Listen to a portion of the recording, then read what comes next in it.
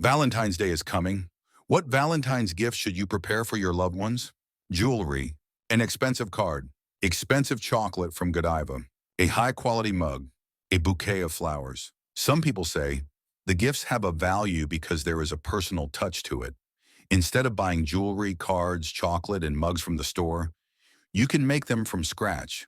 That would show sincerity. Others say, regardless of how expensive or personal the gift is, most people receive gifts they don't like.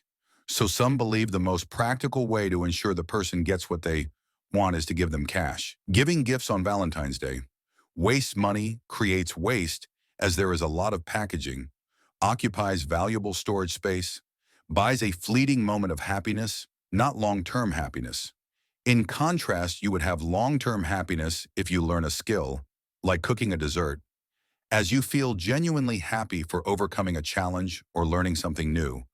Or you would have long-term happiness if you made a good friend who would stick with you through thick and thin.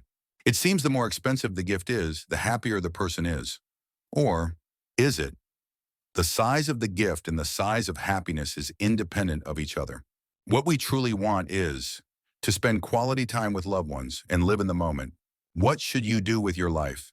Find out with Ikigai. What are you good at? What do you love to do? What can you be paid for? What does the world need?